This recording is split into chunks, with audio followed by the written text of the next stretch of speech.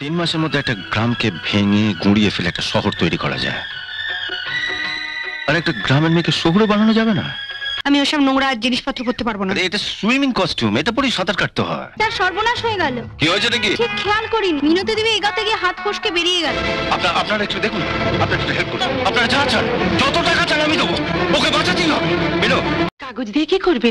আজ ছুটির দিন আছে, দুজনে মিলে ভেবে চিন্তে বিয়ে চিঠিটা খসড়া করে ফেলি। তুমি কে গো? এখনো ভালো করে লাইফটাকে এনজয় করলাম না, এরই মধ্যে শুধু বিয়ে বিয়ে করছো। দাঁড়াও, আগে দুজনে একটু বেড়াই, আনন্দ করি, তোমার একটু আদর করি।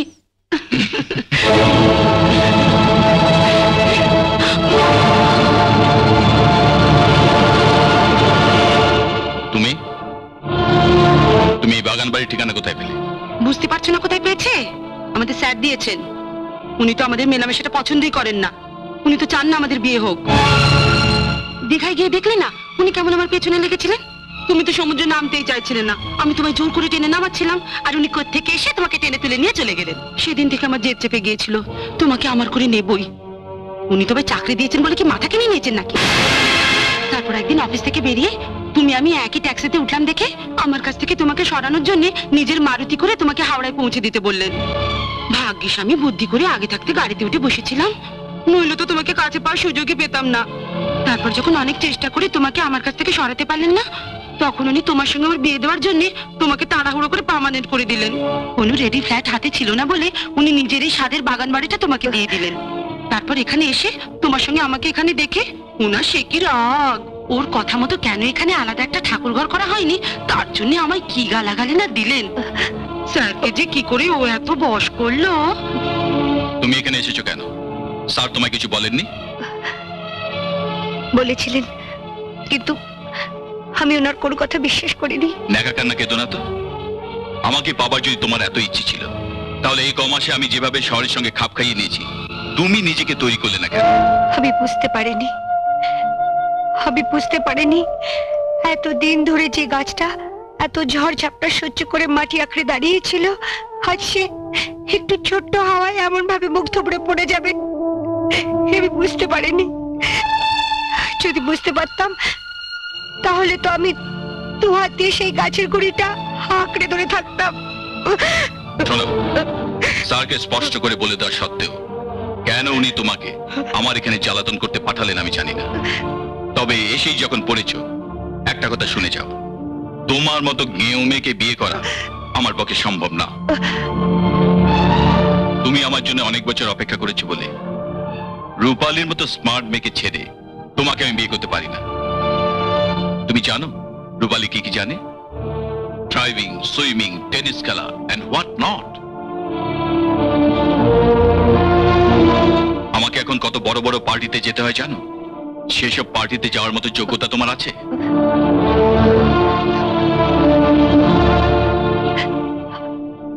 আমি তোমায় ভালোবেসেছি, এছাড়া আমার কিছুই নেই। তাহলে তুমি বলো, তোমাকে বিয়ে করে যদি কোনো পার্টিতে যাই, তখন যদি আমাকে কেউ প্রশ্ন করে যে আপনার মিসেস কি কি জানে, তখন আমাকে মাথা নিচু করে বলতে হবে বাসন মাজতে জানে, কাপড় কাচতে জানে, কয়লা ভাঙতে জানে।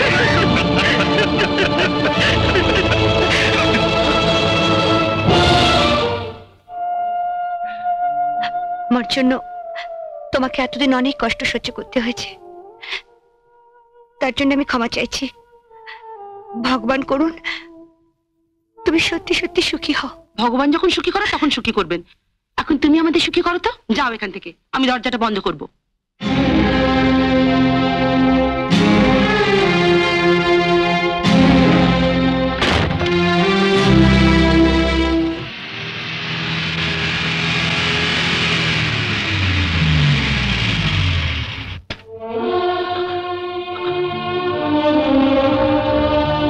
এসো আমার সঙ্গে। কোথায়? একদিন হাসি মুখে তোমার অনুরোধে আমি তোমার পথ ছেড়ে দিয়েছিলাম, আর যার জন্য পথ ছেড়ে দিয়েছিলাম সে তো আমায় যেতে দিন। মিনতি, অলোক আজ শুধু তোমাকে অপমান করেনি, আমাকেও অপমান করেছে। তুমি ওকে ক্ষমা করতে পারো, কিন্তু আমি পারবো না। এই লড়াই আজ তোমার আর ওর মধ্যেই নেই, এই লড়াইয়ের মধ্যে আমিও জড়িয়ে গেছি। তুমি হয়তো জানো না, আজ পর্যন্ত কোনো লড়াই আমি হারিনি, এবারও হারবো না। মাস্টারমশাইকে বলে আজই আমি তোমাকে নিয়ে যাব হাজারিবাগ।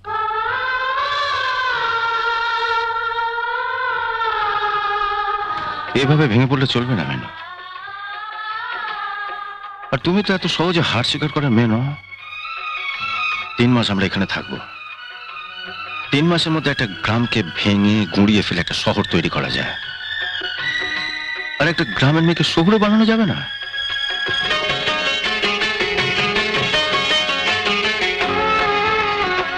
অলোক তোমাকে গেঁয়ো ভূত বলেছে।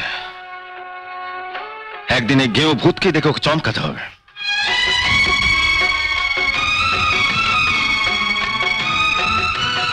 আমি তো গায়ের ছেলে। আমার শরীরে কোথাও কি লেখা আছে আমি গায়ের ছেলে?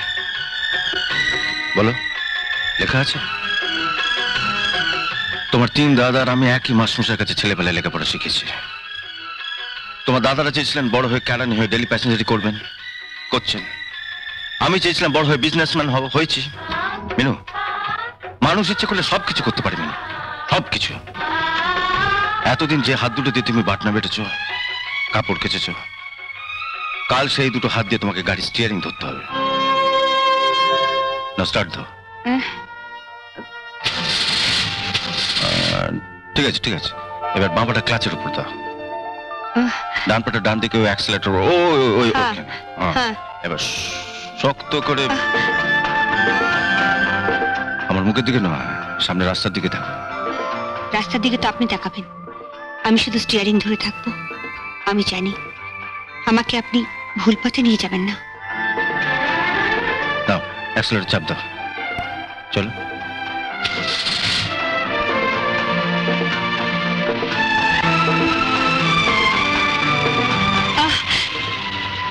বেশ তো চালাচ্ছিলে, থামলে কেন?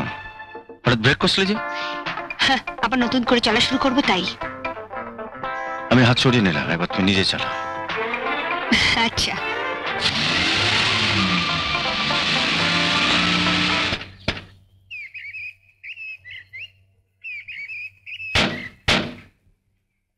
চলো, কাল আবার বেরোবো। এখন কি করব? রেস্ট নেবো। মোহাম্মদ আলীকে আসতে বলেছে। তোমার জন্য যে নতুন পোশাকগুলো বানাতে দিয়েছে, ও ট্রায়াল নিতে আসবে। ও,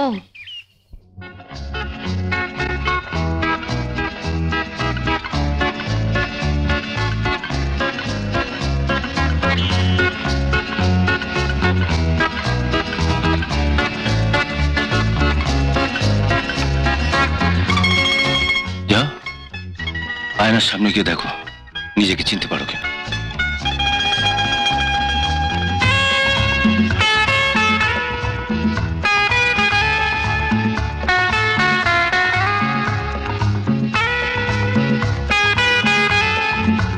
লজ্জা পেলে চলবে না মেনু, আমাকে জিততেই হবে। তুমি শুধু আমাকে একটু সাহায্য করো। আমি তোমায় সুখী দেখতে চাই মেনু। দেখতে চাই যে অলোক তোমাকে গেঁয়ো ভূত বলে দূরে সরিয়ে দিয়েছিল, সেই অলোকই রূপালীকে সরিয়ে তোমাকে কাছে টেনে নিয়েছে। মোহাম্মদ, মেম সাহেব সুইমিং কস্টিউমটা আনার কথা ছিল। স্যার, আপনার চাদরটা ওই ঘরে আছে। হ্যাঁ, ঠিক আছে। মেম সাহেব কাল থেকে সুইমিং শুরু করবেন, তুমি ওটা ওকে দিয়ে দাও, আমি বাইরে আছি।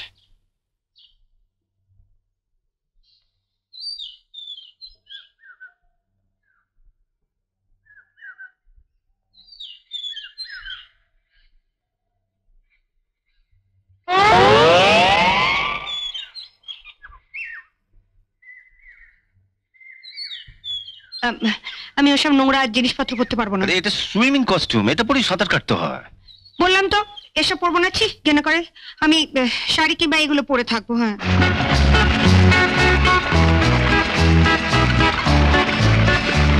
শুনুন, এমন করে শেখাবেন যাতে কালকেটা যে কোনো কম্পিটিশনে ফার্স্ট হতে পারে।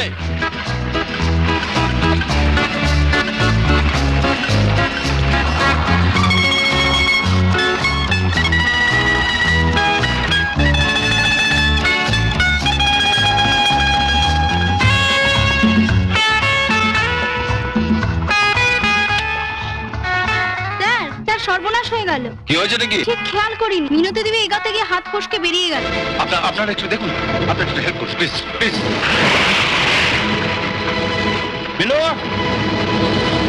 মিনু, মিনু, আপনারা যা চান, যত টাকা চান আমি দেবো, ওকে বাঁচাতেই হবে। মিনু, মিনু, মিনু, মিনু, মিনু, মিনু, মিনু।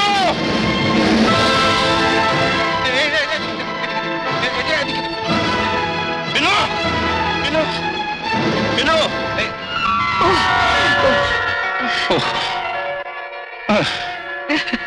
আপনি কি বোকা, একটা গ্রামের মেয়েকে সাঁতার শেখাচ্ছেন? গ্রামে না পুল নেই, কিন্তু পুকুর তো আছে। আমি এইটুকু বয়স থেকে সাঁতার কাটছি। এরকম আরো অনেক সিনেমা দেখতে হলে ডাউনলোড করুন ক্লিক অ্যাপ।